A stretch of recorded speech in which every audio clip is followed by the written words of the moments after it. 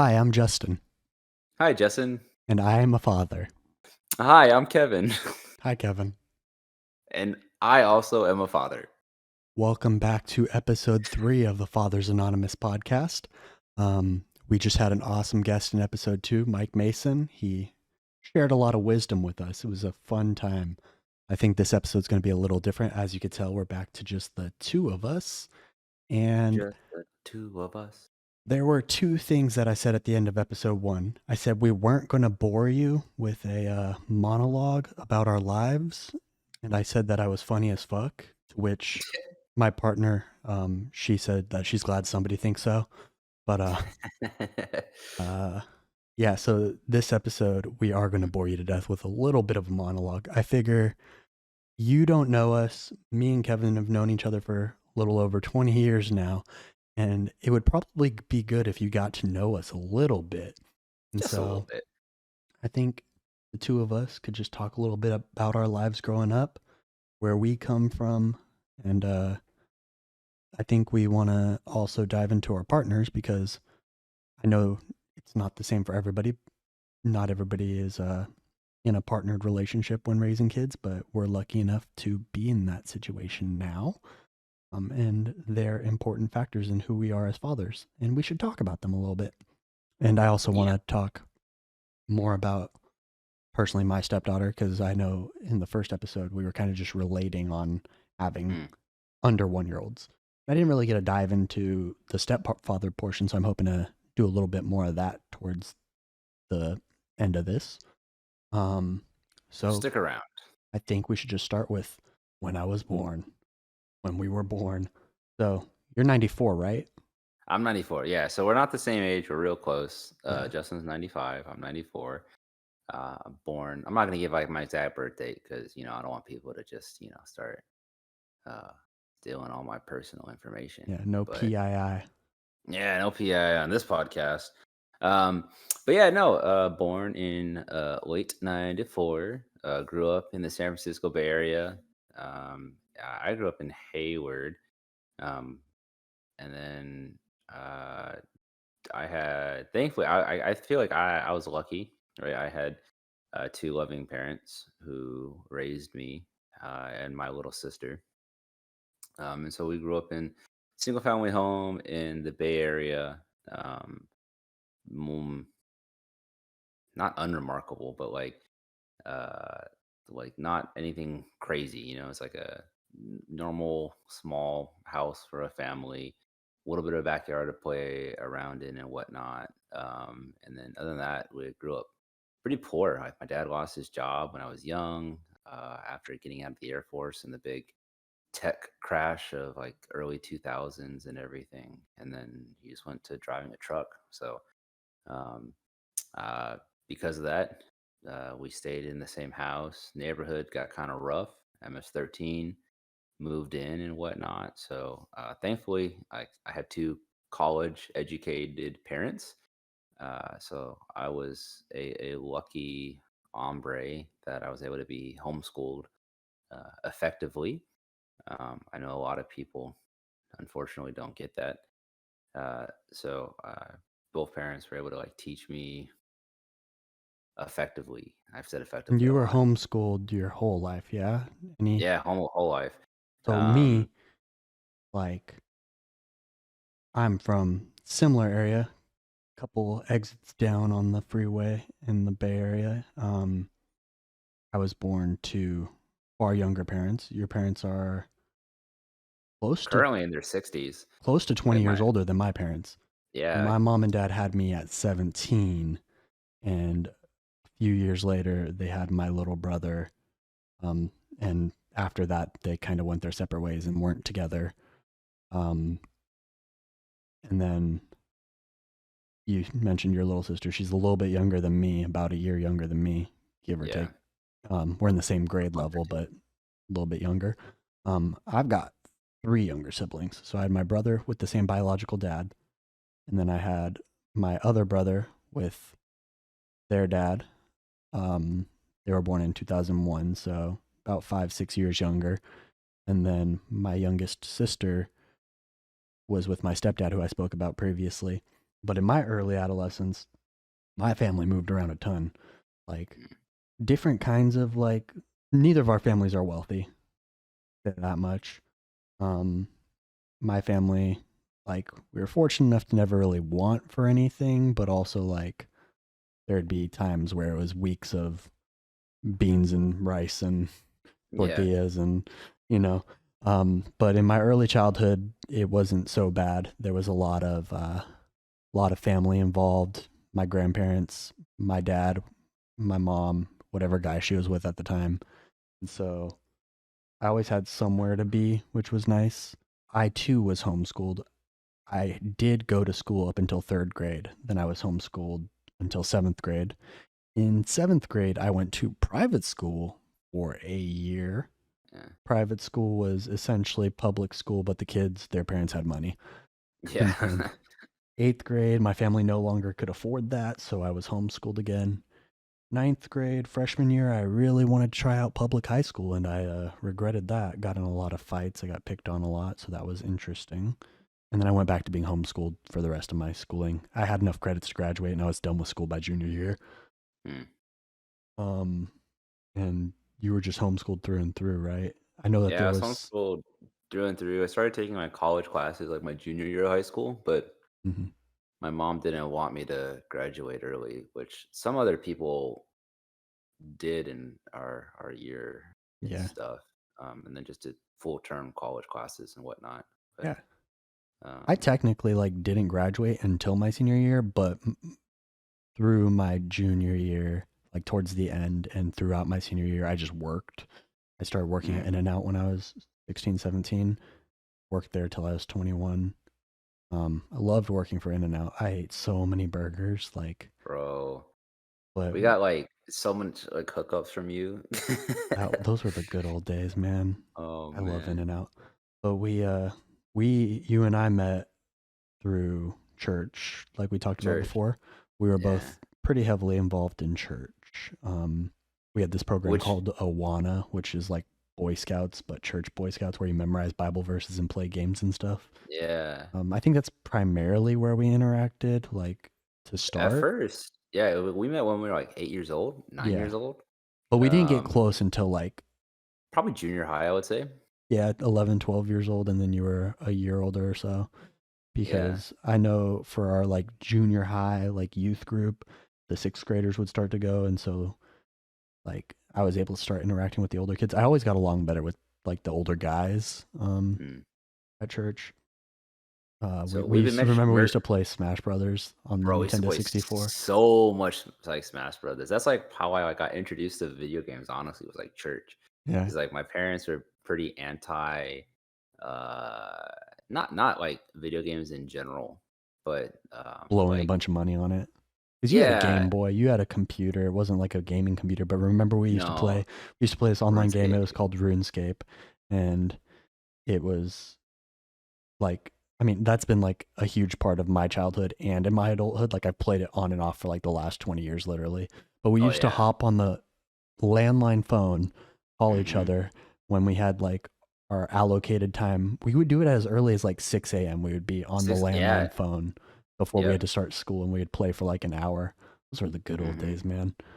Bro. But And just quick disclaimer, as we're mentioning church a lot, and some people might be confused as um, we're over here swearing a whole bunch and indulging in habits.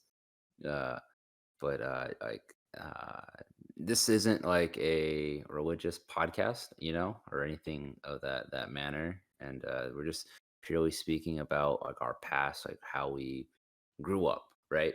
mhm. So just Little disclaimer there. I mean, I think yeah. it's important. I think the spiritual pillar or Hmm. like that facet of people's lives, whatever it may be. Like I know in our last episode, Mike was talking a lot about meditating, and like I consider that to be spiritual, right?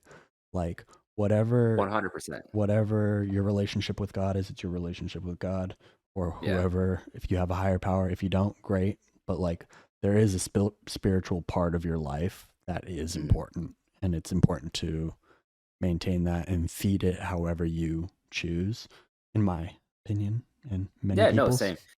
don't want people to be, oh, they're talking about church, and like this isn't about dads at And all. click. Yeah.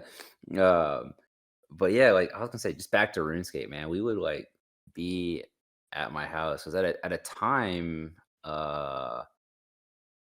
my dad bought a second Yeah, computer, you guys had 2 and computers. We would put blankets yeah, over the monitor and, like, oh, stay up past bedtime and, oh, like we'd be up like all night long, and so like if my parents got up to like use the bathroom or something, they wouldn't know we were like awake. Yeah, we'd like have these blankets over our heads just to block out all the light. It would get so hot, our legs would start to cramp and to fall asleep. And we got um, yelled at a couple times for staying up way too late. I oh remember yeah, that.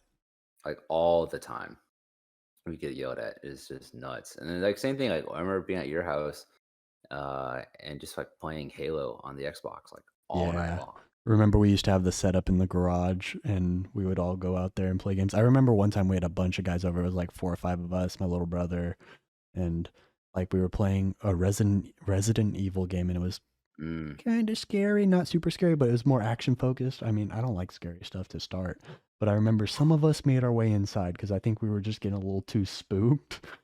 bro. And I was one of those dudes who was just pussying out a little bit. I was just like, yeah, I'm gonna take a break inside.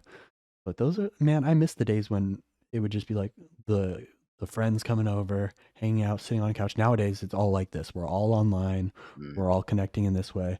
I'm scared of the impact that that's going to have on the generation that we're raising and the constant connection to the internet. mm, I feel like we were in the sweet spot where it didn't super heavily impact us, but we also got to benefit from all the ability to Google, the ability to research, the ability to just find out anything. Like if I want to learn whatever, I could just Google it and I could learn everything about humpback whales and spend the rest of the day learning about fucking humpback whales. But I really feel like we were fortunate to grow up when we did, not so oh, impacted by social media and TikTok and 100%. YouTube and everything. I mean, when we were kids, like what? Like MySpace was a thing, but even that was like, man, I remember like I'm creating a MySpace account, and, like going to the library and just kind of scrolling on people's pages and whatnot, listening to music, There's you no know. way your mom and dad let you have a MySpace though. That shit was secret, wasn't it? Oh yeah, yeah, 100%. My cousin set me up with that. And I didn't even know what to do with it. Like I was like, all right, I have a MySpace account and I can listen to some music now, and that's kind of like about it. I, Yeah. But I feel like we both had pretty decent childhoods. I mean, we never really wanted for anything. People had way more struggles than we did, and we were pretty fortunate. My biggest qualm, like my biggest struggles were more in my teen years when I was 16, 17, starting to work and putting myself out there and trying to further myself. I really had to help out my family a lot financially, and I don't I don't see any problem with that. It's just the way that things went down in that aspect of my life were kind of toxic and mm, impacted me heavily into my early adulthood. I don't want to get too into it, but there was a lot of pressure.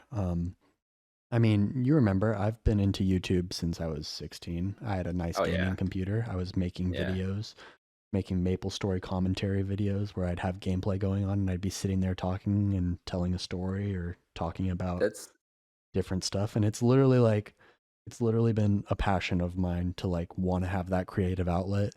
And like one of the biggest things that I held against my family was I had to sell my whole setup to be able to pay rent so my family didn't get kicked out of our house.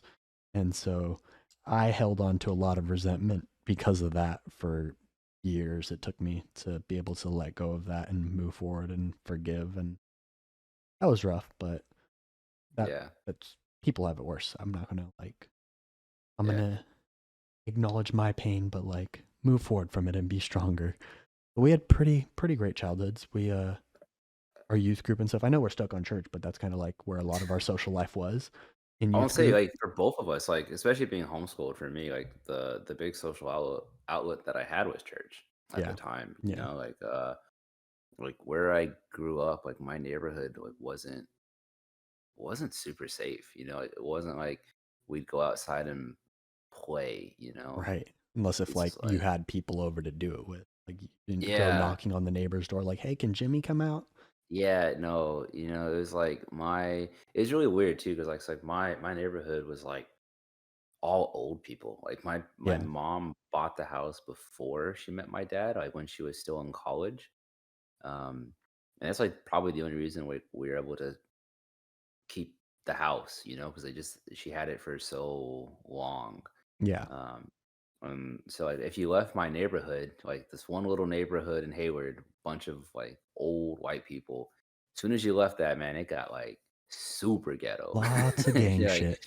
I oh remember yeah, us biking around to like get snacks or just like biking around to be kids and bike around and we would just like yeah. see groups and we'd be like, "Yep, let's go the other way." We're gonna turn around. I Yeah. don't know if I was with you or with somebody else, but like one day I was biking. I think it might have been with King.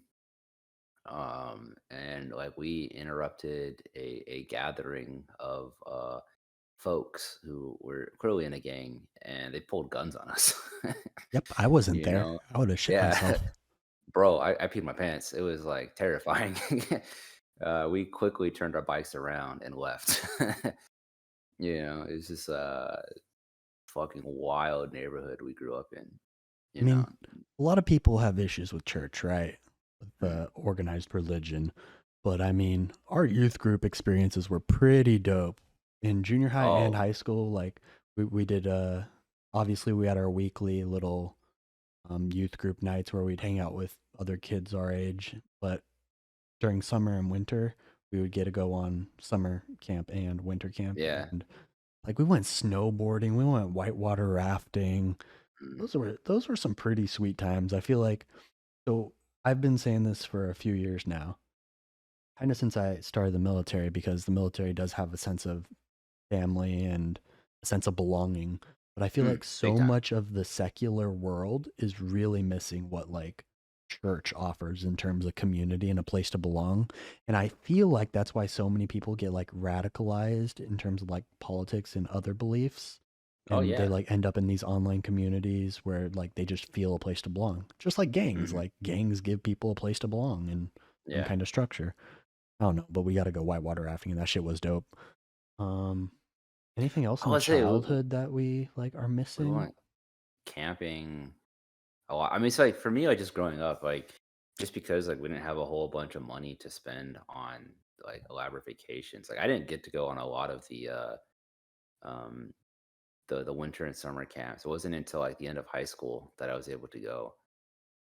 I think winter camp I was able to go my probably like my sophomore year.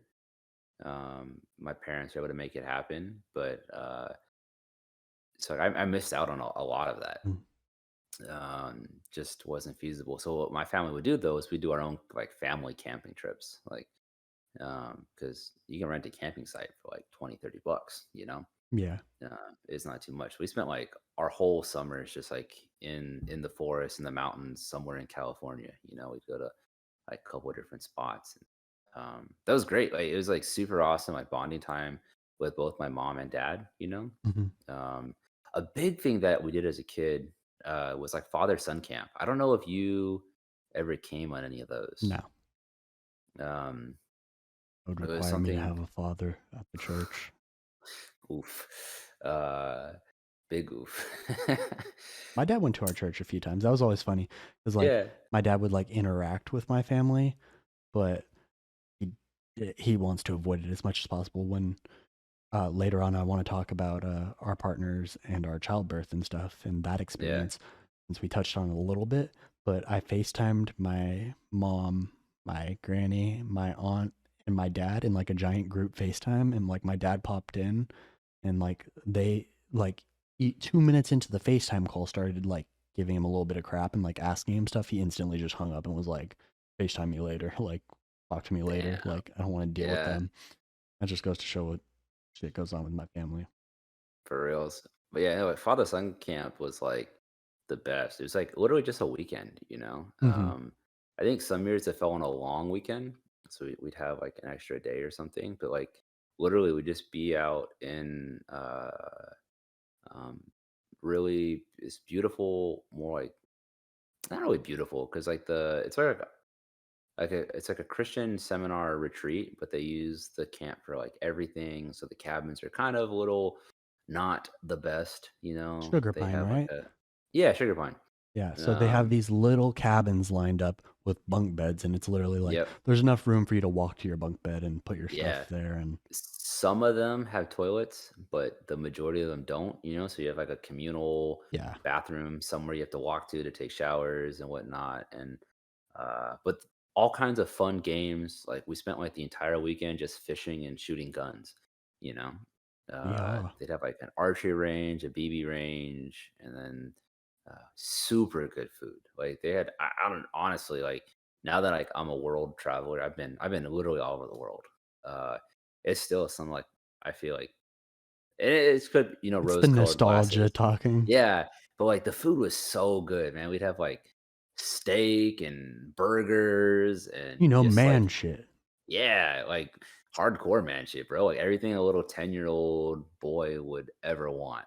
You know, it's just super super awesome memories that I have, and super thankful for my dad taking me on those things Yeah, because not everyone gets that experience with their dad. I got to Um, experience that campgrounds through so there was a older elementary, so like 4th to 6th grade. They did mhm. a camp there during the winter snow camp. I got to go to that at that age range, but then once I got into high school, I got to volunteer and be a counselor. And Oh, nice. I mean, that those two things, like the social experiences plus the ability to like work with kids and stuff, are like my two biggest takeaways from like my church life. Yeah. Like those were some of the best times for me. Like very fulfilling to serve and like Mhm. try and be a role model slash mentor to these little dudes. And now they're all like in college and stuff. Like one of the kids I work with like is like graduating college. That's wild. I was gonna say, like, I used to do kindergarten, first grade, uh, Sunday school when I was in high school, and all of them are already like out of college for the most part and have jobs and are productive members of society. And it's so weird seeing. Like, I'm still friends with some of them on Facebook or Instagram, and every once in a while I'll see a post, and it's like this weird thing in my head where I have to be like, oh, they're not 6 years old anymore. Right. You Duh. just that's just how I remember them. Yeah, Yeah, those were good you know. times. Feel like we were fortunate, definitely, to grow up in the environment that we did. It definitely shaped who we are. I don't know Mm. how we ended up, but that's the military. So, Right? how 10 did years. you end up in the Navy, which then leads to how did you end up meeting your wife? Yeah, yeah. So, after high school, I, was like any person just putting in college applications, uh, turned down, going to the Naval Academy just because when I went, um, I didn't like it, which is a weird thing. Like, it's like one of the most competitive schools to go into. But, after that I skipped a whole bunch of stuff, but yes, like, my whole high school career in school was, like, making sure I did grades and, had, like, all these wickets checked so I could get into the Naval Academy, and so once I decided that's not what I wanted to do, trying to figure that out was kinda rough, and so I settled on going to the master's college, for music. And Masters is tiny little Christian college in Southern California, right across the street from Magic Mountain, which was awesome. Uh, Not the reason I picked to go there, but it didn't hurt, you know. Uh, and I was a guitar performance major for a year, and it sucked. Like I hated it. Uh, it just it was way more work, super stressful, and just didn't really pan out. So I decided to just kind of go back to my original plan of joining the Navy. This time, just enlisting as a corpsman. And so I dropped out of college, joined the Navy, and through that experience, I actually met my wife. Not too long after. Um, we actually went to boot camp together, even though we didn't know each other at the time. We had zero interactions. Um, and we met when we got to our A school, was what we call it in the Navy. It's where we learned how to do our job. And for both of us, that's Corps school to be corpsmen. which is For those that medical. don't, yeah, medical. So think like EMT, paramedic, um, that kind of job field. And so we ended up being in the same class at core school. And then we met via, we met pretty soon after that. I'll share that, our actual meeting story for a different time. But, Why? uh, Share. Go ahead. well, you know what? Fuck it. I'll just share it. Why not? So it was like, damn. So I graduated boot camp over Thanksgiving weekend, and so uh, that was a great experience. Also with my dad, right? You had shared like before that your dad came to see you when you graduated. My man, it's like everyone, not everyone, but my mom, my dad, and my grandma had all came out to see me for boot camp graduation, but we only had a day together.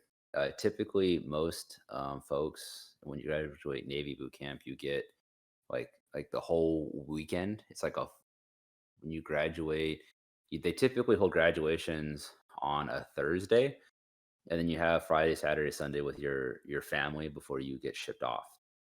But for me, I graduated right before Thanksgiving, so they shifted everything, and so we graduated on Wednesday. Uh, and so we had uh I don't know why how the Navy booked my ticket, but I didn't get the weekend. So I graduated on a Wednesday, and then all I had was Thanksgiving with my family, and then I flew out on Friday. Hmm. There was a Black Friday deal for airplane tickets. Yeah. Um and so but not everyone. It's like randomly selected group of people, right? And so I was the lucky person that got to leave Chicago early.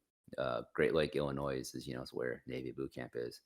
And so they flew me down to San Antonio, Texas on the Friday.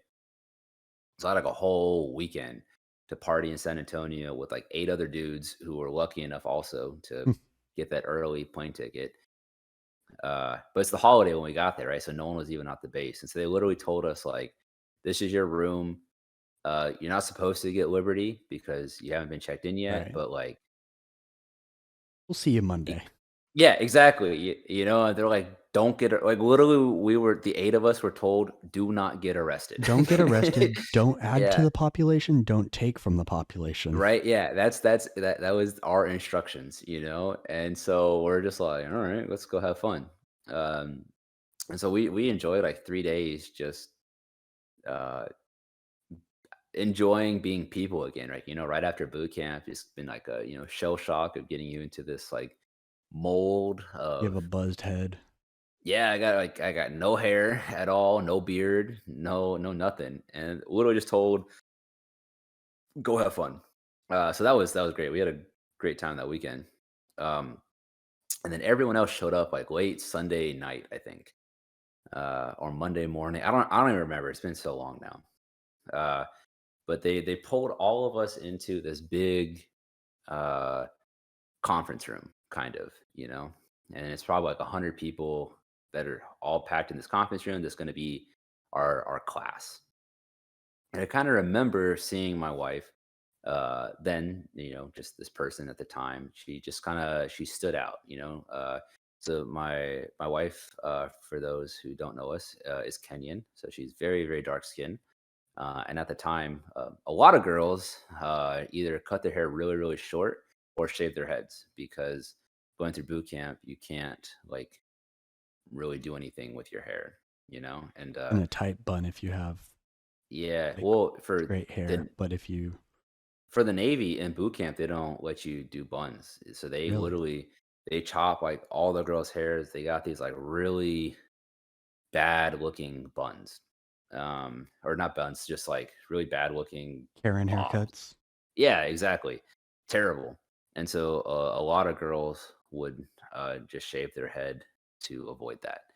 Um, and so my wife stood out. She's fairly tall, dark skin with a shaved head, and she just looks like a model. For if anyone wants to know and get a visual picture of her, like she literally looks like and could be Lupita's sister From um, Black Panther. from Black Panther or Star Wars or 12 Years a Slave. Um, yeah, I don't so know if she's from Black Panther or not. I was she's in Black Panther. Yeah. okay. Um, but yeah, so she looks exactly like Lupita, and so she stood out, and I was like, "Oh, hey." Just taking note of her from across the room. Had never spoken to her, and I was like, "Oh, I'm just gonna maybe introduce myself later."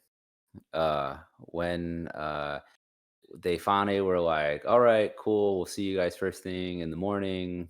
Uh, go enjoy your evening or whatever." I left, and I ran into this African woman outside who demanded if demand isn't the right word. She asked if I knew who her sister was. And I put two and two together that she must be talking about the girl inside the classroom. Um, but I didn't know who she was. But I was like, oh, I can go like get her if you like. And she was like, oh no, just give me your phone. And I was like, what? She's like, you have a cell phone, don't you? And I was like, yeah. She's like, give it to me. And I'm like, okay. like, I'm like, here's my phone. And she just like took my phone, called, said something in language I didn't understand at all. And I'm just kind of standing there like, I don't know what's happening. Uh, she gave me back my phone and was like, can you go get my sister for me? So I went inside and I found her and was like, "Hey, there's someone outside who is saying she's your sister and she wants you." And I remember she just kind of rolling her eyes at me and being like, "All right, thanks," And you're praying to and God that you're talking to the right Kenyan woman right now. yeah, and I'm just like, "All right," and they were sisters, so that was kind of cool, and that was like it for the most part. Like I didn't have another interaction with her for like a few weeks. Besides just kind of seeing her, and saying hi every now and again. This is like a story that my sister-in-law, who sits right next to me, doesn't even remember like at all. She has like no recollection of this story whatsoever. So I always get a kick at it out of it when I share it. Um, because she's like, wait, what? I did what to you? I literally just like got punked by this woman, I was like, I don't know what's happening. Uh, But so a couple weeks go by after this first interaction of meeting her, and my buddy uh, like asked me if I'd like to go clothes shopping for him. So it's only been a couple weeks. It's early December at this point, uh, and right out of boot camp, you have no clothes. And so he was like, "Hey, I want to go buy some jeans," and I was like, "Sounds perfect. I'd love to go buy some new clothes because I'm kind of tired of wearing the same thing just over and over. When we are able to wear civilian clothes." And so as we're walking down to the taxi pool on Fort Sam Houston, so we're in line of or in sight of the taxi, and then he tells me that he got us dates, and that I'm supposed to be buying her lunch, and I'm like, all right. Little confused why he waited until like I had nowhere to go before he told me this. But I was like, whatever, like I'm down to go on a date. Like he couldn't have set me up with someone too terrible. And it was basically like just be my wingman, like I'm trying to get with this girl and like her friend should be fun for you. And I'm like, Cool. cool. So his date is this Hispanic girl in our class, and he set me up with this Vietnamese girl, also I guess from our class. And it's just like, all right, this should be fun. We go out, have like the most awkward lunch that I can remember. Just because the two, my buddy and his girl, were more or less a little lovey dovey, and me and the friend are just kind of sitting there like, Nice How's it to going? meet you. What about this Nice. weather we're having? Yeah, don't you love being in Texas and Texas not is hot. like, yeah, this is great. Um, so we had lunch and then we finally get to the mall, walk around for a bit, and then we meet up with some other friends that from our class that just happened to be at the mall also. And we're in like a Sheen or some female clothing store Pretty sure with Shein is everybody. an online only clothing store, Oh, but it's okay. You're in a we're we're Hollister. it definitely wasn't a Hollister. It's like some female department store. They sell a lot of dresses. I don't know. It's a store. Uh, and just kind of chilling with this group. The group probably is like 12 or 15 people. You know, a lot of people at this point. So it's less awkward. You know, I'm not just by myself anymore. Uh, and then all of a sudden, I see my wife Rachel just walk out of dressing room wearing this like stunning, like body fitting black and white dress. And I just remember thinking to myself, like, wow, like you are beautiful. Uh, and she then turned around and said, thank you. And everybody I realized wasn't saying anything. And I had said my thought out loud. And I'm like, oh God, like I have never been so embarrassed. You know, I was You are like, not a forward fellow. That's not something that you would I'm do. not a forward fellow, like, at all, like, that's not me at all, and I was just like, "Oh, shit," you know, and I'm like, here I am on a date with this other girl, the called her beautiful out loud in front of, like, 15, 20 people, and I'm just beat red at this point. I'm just like, "Oh, shit," like, whatever chance I thought I might have had with this girl, gone, you know, and I'm just like, oh man. But she thankfully saved me. So she must have thought I was decent looking too, or something. So she was like, "Hey, like, my phone died. Can you take a picture of me in this dress and send it to my sister for me?" I have no problem taking a picture of you. That's for sure. Do so. She then gives me my number or gives me her number at the same time. Uh, Smooth. and it's super smooth. And then we just start chatting, right? I had been uncomfortable, not like upset, but uncomfortable in the date that I was set up on wasn't going great. And so I just started chatting with her and we hit it off really good. And I started hanging out with her as she was like checking out, just getting to know each other a little bit. And then all of our friends left us while we were checking out. And no one said a single word to either one of us when we were in line. And so when we left the store, we realized it was just the two of us. And so we just spent the time walking around the mall, kind of looking for each other, chatting. And then this is like super random. We passed by like a massage parlor and like, we're like, oh, that sounds pretty good. And she's like, oh, want to get a massage? Let's get a massage. And so we literally like walk into this massage parlor together and get a couples massage together. What Like, the hell? yeah, just wild, bro. And I'm like, all right, I really like this girl. This is awesome. And then after like we're in there for an hour, we decide like, hey, let's go see a movie, you know, and go up into like I don't know if you've ever been to San Antonio to the Riverwalk. Yep. Uh, they have a awesome movie theater. Yeah. It's a Uh, very beautiful spot if you're ever in San Antonio. oh yeah, it's great. The Riverwalk is like perfect.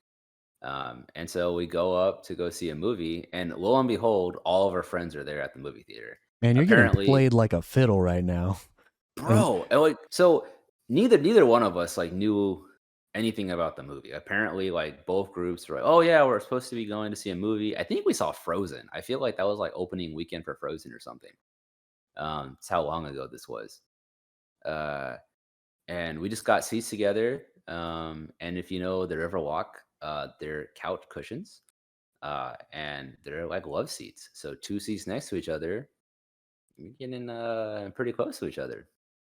And so we just like sat with each other in this movie theater, uh, and had a great time together. So the um, rest is history. the rest is history. Yeah, like we. Just started texting and talking a lot throughout that. Went home for uh, Christmas, right after. It's like the week after, like we had this interaction. Texted the entire time uh, we were home, and then I don't really remember how I justified this to my mom, but like my return flight, like I got to go home or go home. I got to go back to San Antonio a couple of days early. So I got back to San Antonio like before anyone else came back from like Christmas vacation by like almost a week, I would say. Um, because I spent New Year's in San Antonio, and Rachel didn't go home. She stayed there the entire time. And so we spent like a whole week just by ourselves in San Antonio, like spent New Year's together. Um, and I just had like a blast, just like going out literally on dates every single day, just enjoying the river walk. Uh, and yeah, and literally from there, just history. We got, um, yeah, started like officially dating like right after New Year's, I think. So Okay. yeah, All right. And then married we shortly got after, married. and then Yeah, now we have it a was like baby. 8 years, and then you guys had the baby. Yeah, so we got married in 2015, Hmm. July About 2015. 7-ish years. Yeah, and so yeah, 7 years later, we had a baby in 2022. We've almost been together now, just like dating for like it'll be 10 years this winter. Hey, a fucking decade. Jesus. Yeah, it's quite wild. Awesome. Yeah. So I said that I'd worked at In n Out. I was working there 17 till I was about 21. And for like that last year, I worked at a lumber yard as well. Living on my own in the Bay Area since I was like 18 years old, making ends meet, working 60 hours a week. Um, Making ends meet. I could have made a burger pun there working at In n Out.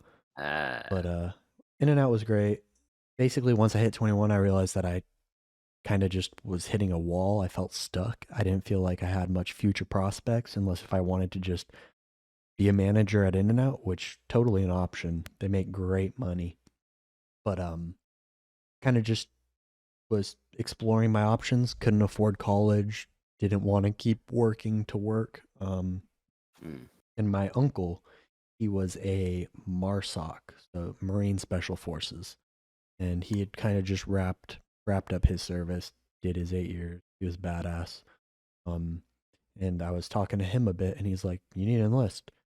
Like, all right, I'm gonna go check out the or first I went to the army. I went to the army recruiting office. like everybody. I took their practice ASVAB. The ASVAB is the vocational test that everybody has to take. And my recruiter said that on the practice test, I scored double what he scored. And so I decided to go next door to the Air Force and talk to them because they seemed a little bit smarter. Went through the whole recruiting process, took the official test, did great.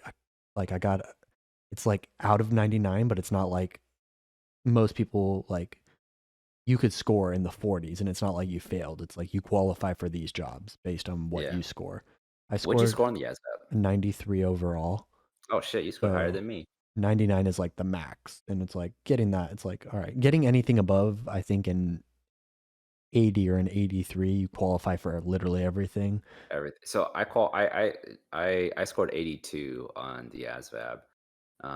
And I had every single job Yeah. available to me. Kind of Yeah. just So I think depends it's like on like, above a 70, you're pretty yeah, much I like, think y- 70 is almost everything. And then there's like one that's like a little bit higher, but yeah, like 72 is what you need to be like a nuclear engineer. yeah. So And so I'm good at testing. I'm not good at homework, but yeah, I did really well in that.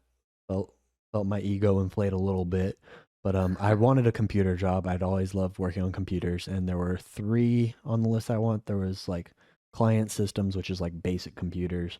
There was like network transmissions, which is networking, and there was cyber surety, which is big money as a civilian.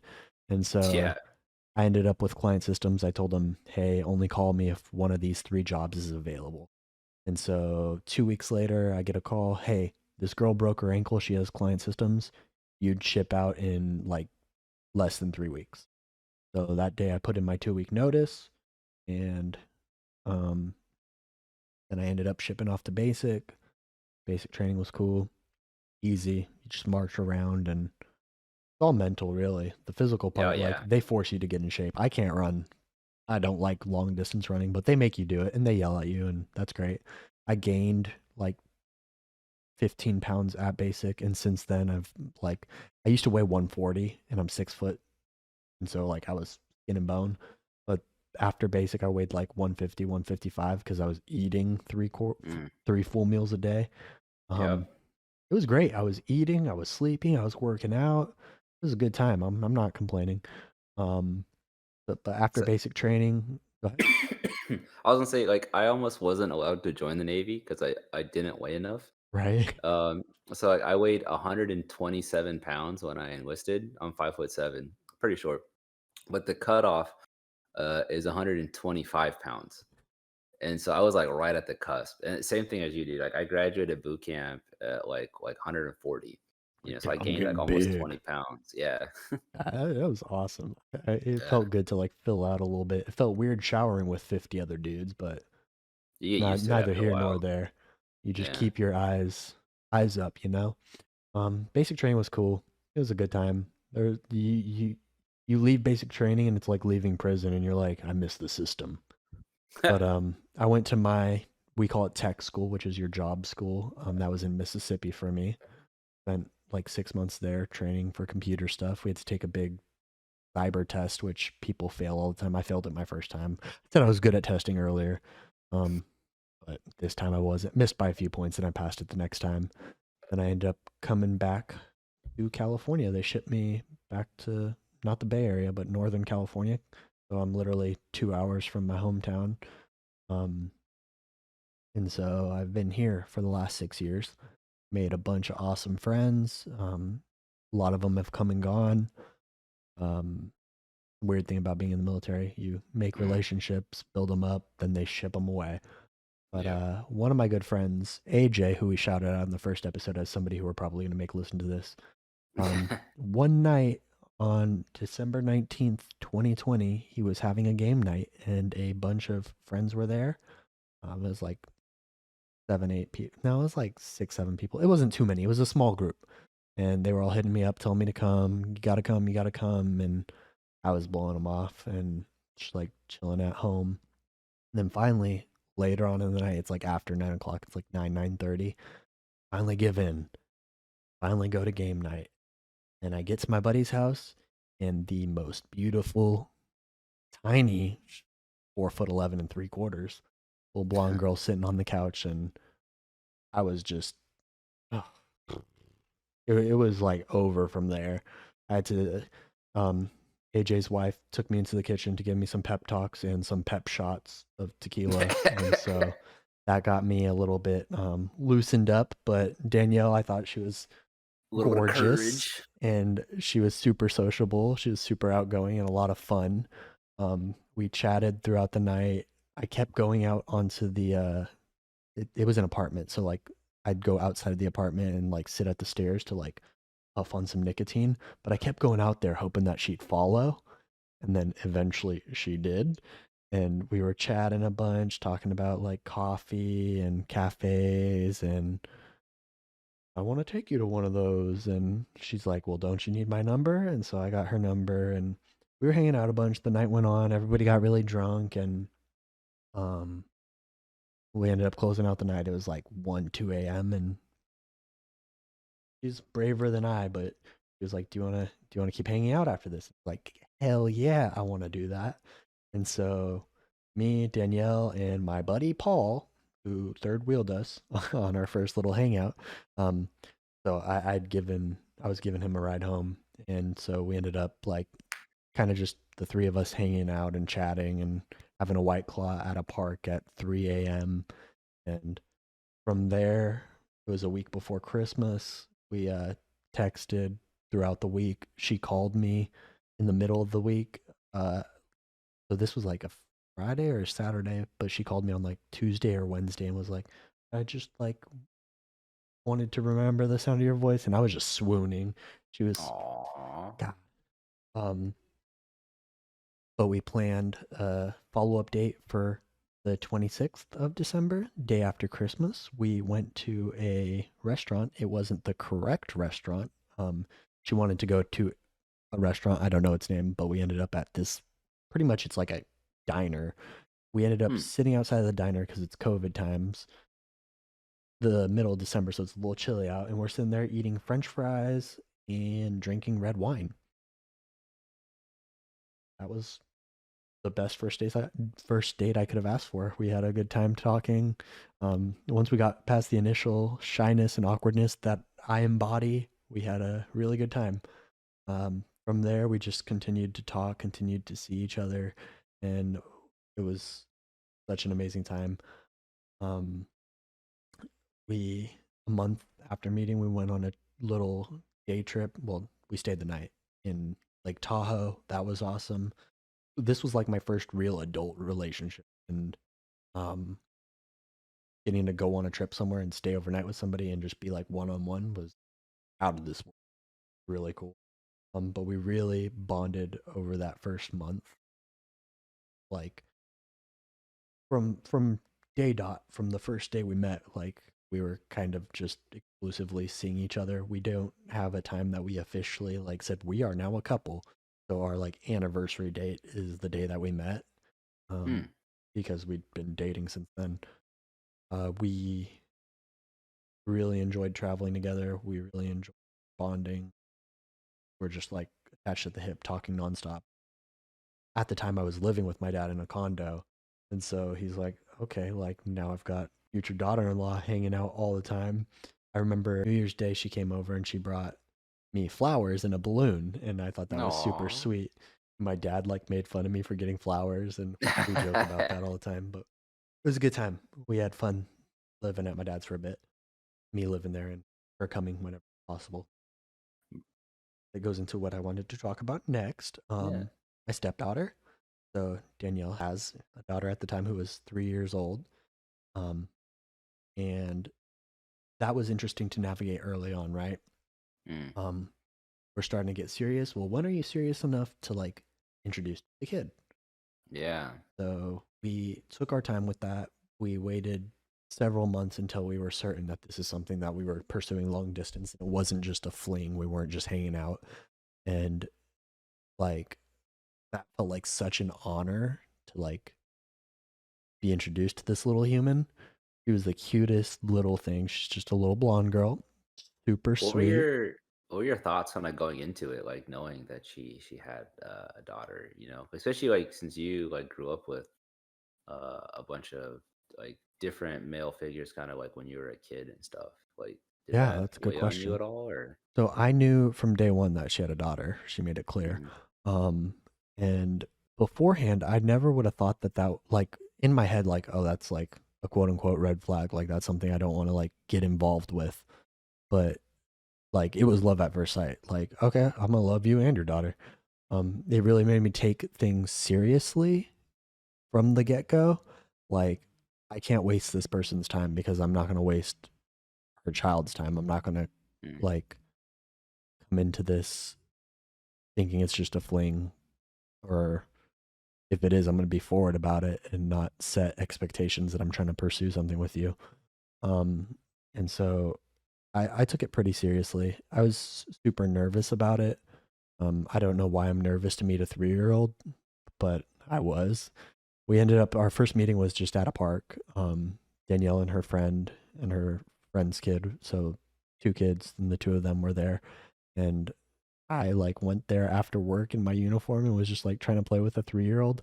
We have a really cute picture of like us walking and like her holding my hand like from the back. Danielle took a Aw. picture and it's like that's a forever memory. And she was just the sweetest little thing, super full of energy, super adventurous, and just like full of life. Still is. She's now 5, so she's got a bit more personality and she can talk a lot better. She talked great at the time, but um smart ass kid. Not a smart ass, but super smart. Um and so from there We slowly like eased into it. We were trying to do things as slow as possible. It was really only play dates with Aubrey when we made them happen. Mm. And until close to a year when we were really comfortable and really like deciding to pursue things that we like started to gradually have her like do a sleepover at my house with like the three of us and all of us hanging out and like trying to build that relationship a little bit stronger. I loved having her over at my condo with me and my dad because my dad is kind of just like there and um she's just like all over him and super loving with him and it kind of like brought out a little bit of a childish side of him and it was super cute to watch. So that was a lot of fun to experience. And then she got pregnant and we found out in December the following year, so it was right around a year. And we were already super serious. We were engaged at that point. We got engaged in August, so 8ish months in. We're older, so we Mm. were taking things pretty seriously. I'm not if I was the real military member, we would have been engaged within a month and married a month later. But Yeah. no, we were pretty serious and we were pursuing things. We were ready to go. Um she got pregnant. She said, "Let's try," and I took it seriously and You're I like, let's got I go. got the job done. Um We don't fuck around. and then after that we moved in together into our first apartment. The first apartment was really cool. Like I just get this bonus of having a little human attached. And so getting to now live with and experience a 5-year old, I learned like I've got so much work to do with like healing my inner child and stuff. Just because Mm. like I learned in the apartment how nitpicky I could be and like not like What do you mean? so parenting is hard. Like Oh yeah. I feel like I have to correct every little thing this person does. And it's Mm. like, yo, dude, she's 4 years old. Like, let her do 4-year-old things. And like, if she's not gonna hurt herself or somebody else, or she's like, if she's not being like blatantly disrespectful, like let her be. And so I really wish I could go back and like change that because I Mm. definitely know like I should have been focused on just like loving and being fun and playful and like just like building that part of the relationship before building up the like you need to listen, be a good Mm. girl, and she is a good girl. But like I definitely learned that about myself that like I'm trying still trying to this day to like improve on and like not take forward with Olive. And so there's a Yeah. lot of work to be done there for me, and Is that's what we're here for, improving yeah. every day.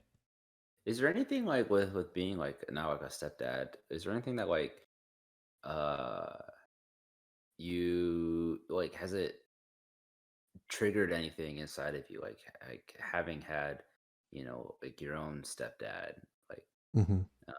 like or any memories like from when you were like around that age like, or you should just try have you been like just trying to do your own thing and not Yeah. dwell on your childhood and stuff. So definitely like I'm just trying to take all the good that I had in my childhood from my parents and my parental figures and like be better than that and like learn from all their mistakes and just like I'm trying to be the best. And like I'm already like wow, I've like messed up in these ways, but like I'm strong in these ways, like just trying to do my best. And I am learning more and more that just saying that isn't enough. Like I was learning in my therapy that like, oh, I really need to like address these things and like, oh, I'm this way because I was treated this way.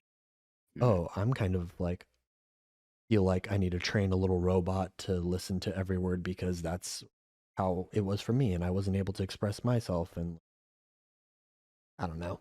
It's hard, but I'm trying to be a good dad. yeah. Um and so it's been an awesome journey there as both because I guess my fatherhood journey started before my daughter was born because I had this little one looking up to me. Yeah. And now she is on her way to starting kindergarten, which That's is fun. crazy. Um, So she didn't start kindergarten this year. She starts no, next year. she starts this coming school year, so we're in summer right now. We are in summer right Yeah, now. once you're adults, it all blends together, man. It's so weird, dude. Oh But she's man. gonna be starting school. Olive's gonna be starting walking soon. These kids are growing up way too damn quick, man. Right.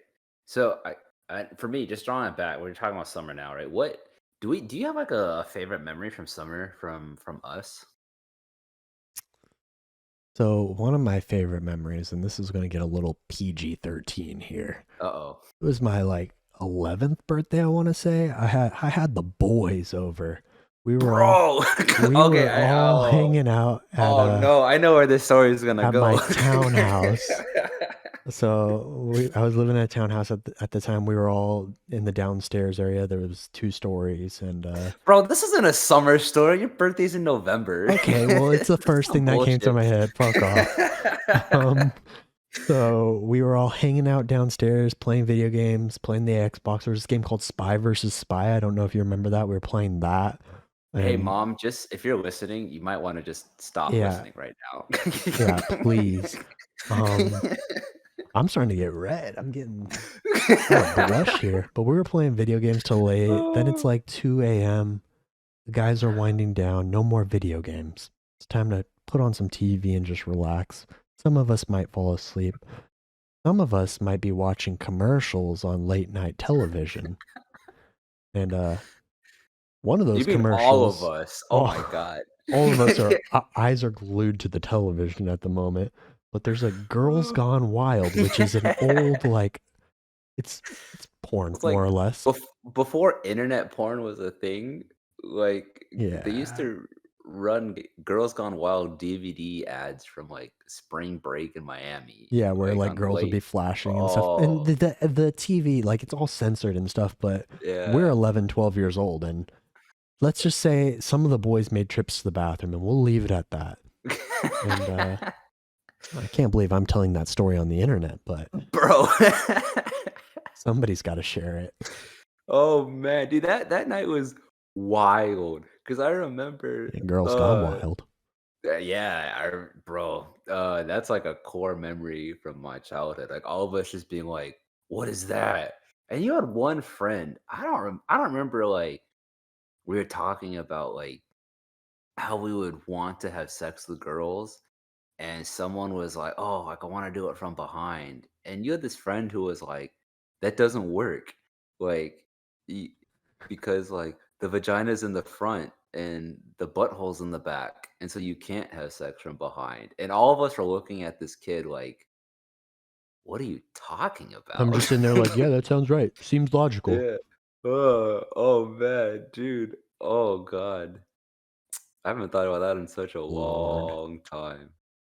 Oh, another bro, so, I don't know if Justin remembers this, but when Justin falls asleep, Justin falls asleep, and, Yeah. like, he is so hard to wake up. Yeah, Danielle, she has some words about that, I'm sure. And so what we couldn't get Justin to wake up in the morning, and, we're just trying to figure out, like, what to do. It's, like, probably 6 or 7 a.m., we're hungry, and it's his birthday, so he needs to feed us. Oh, I But remember this. God. his mom left the vacuum downstairs for us so we could like clean up after ourselves. And as we're vacuuming, we're like, "Whoa, what if we just like dehook it?" And we like stuck the vacuum like on his cheek, and his cheek got like hella stuck inside this vacuum. He woke up in a panic. We're all laughing. His cheeks like all the way up inside this vacuum cleaner. He's just like, like oh man. And, he was not happy. He was not happy. Those were the good old days, and now we're all old and grown up. We don't get to have slumber parties when we're old. Why not? I know. Bro, you just have to like come to the side of the world that I'm on. One day. uh By the time I'm overseas, you're going to be back in America. I know. It's just gonna doesn't line up. Does not line up. Makes it hard. I'm trying to think if I have like a fun summer memory now. I We're asked you. November. I had a fun story, and then I forgot what it was. Um, I feel like I don't know. I just really enjoyed either hanging out like in your garage, like just playing video games. We'd play. I remember like I feel like one summer uh when I was working at Target, I pretty much just like I was either like sleeping at your house or like Kiki's house for like the majority of it. And when I was at your house, just playing video games, if I wasn't, if I didn't actually go home, You and haven't we, You're not able to tell, and audio listeners love you to death, but if you're watching the video, I've got a lot of nerdy shit. Yeah, I'm a nerd, dude. I feel like we would just play games. We would like burn through like Halo 1 and 2 in a weekend. Uh, we would play. What's the scary game we would play? Resident Evil. Yeah. Yeah, we played through that for as long as you could tolerate it. I remember we were watching a movie with your stepdad, uh, and you left like halfway through. We were watching like it was like a scary movie, but it wasn't even that scary of a movie. It's like a PG-13 jump scare movie, and you just I left think it like was halfway. Insidious. Yeah, it was Insidious. That sounds right. And you just like left. You Yeah. just like got up and walked out, and like me and Paul are looking at you like, what's wrong with him? Oh man. Those were the Oh, good old days. Well, we're coming up on time here, and you know what that means. Got a little oh, story for you. And so, ooh, my wife, she's really mad at me right now. She's mad ooh, at the fact that I have no sense of direction. oh no. So I packed up my things and right Oh, instead of left. yeah. Yeah, that was a tough one. That was Listen, you have to bring some material here. I'm not training for stand-up comedy. I'm that's training for fatherhood. I had that's another fair. one that this isn't a dad body. It's a father figure. Ooh, I like that. I like that one. I love that one. Well, with that note, hey, thank you everyone for listening all the way through. I hope you enjoyed just getting to know me and Justin a little bit. Yeah, special It's little been episode here. We're on Yeah, episode 3, so like we've had one guest, and I don't know if we're gonna have one every episode. Not every episode's gonna be like the last. Not every episode's gonna be like this one. It's gonna yeah, evolve as we evolve. But thank you yeah. guys for watching, and like if you're on YouTube, comment, subscribe, and if you are on any of the podcast platforms, leave a review, leave 5 stars, and come back next week for more. We'll see you guys next week.